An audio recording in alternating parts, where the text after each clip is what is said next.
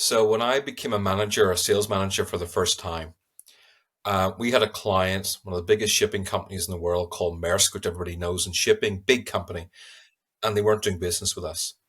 And every time I tried to call the guy in charge, he was never available. Just wouldn't take phone calls, wouldn't reply to emails. I'm like, okay, what do I do here? Nobody in the past can get hold of him. Now I can't get hold of him. And I found out he was at an event in Rotterdam. I said to my boss, I have to get to Rotterdam. He goes, that's a brilliant idea. I love your attitude. Get out there. So I flew, took up the whole, it takes time to get to the airport, to get through customs, to fly. You're losing over half a day to get there. And I shook his hand. I looked him in the eye and I said, I've just flown over from London to meet you because I want to know why we aren't doing business together and what we did wrong, what my predecessors did wrong, and what I can do right. So I made the effort. I acknowledged there was a problem in the past. And I said, I want to make it right. Not I want to do business with you. Not will you buy some advertising in my magazine or sponsor my conference. I want to know what I can do to make it right. A lot of people in sales don't think much about the language they use. And the language you use with people is so important. So when you speak to a CEO, you speak about profit, loss, legacy, market share.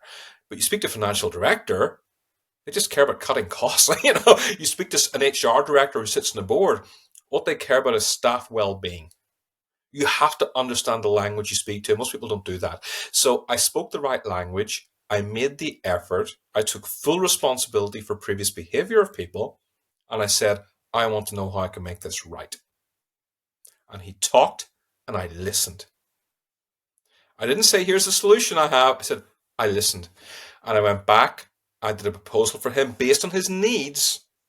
I sent that and he sponsored our awards. That was big money. And then at the awards, I asked him what the experience was like. Work with me. He goes, it was awesome. It was professional. You're great. I said, wonderful.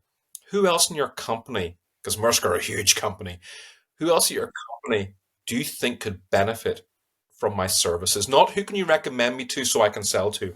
Who at your company do you think could benefit from my services? And Maersk had an offshoot, SAF Marine, based in Belgium.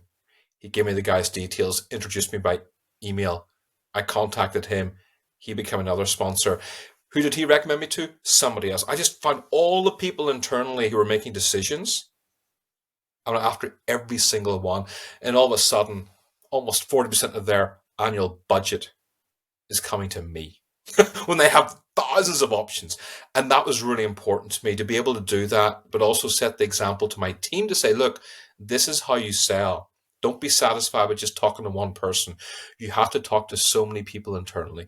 It was a big deal. It wasn't the biggest deal I ever did, probably the third or fourth biggest, but it was the most satisfying because it was a client we had lost that I had won back. And I set the example to the team to say, this is how you do things.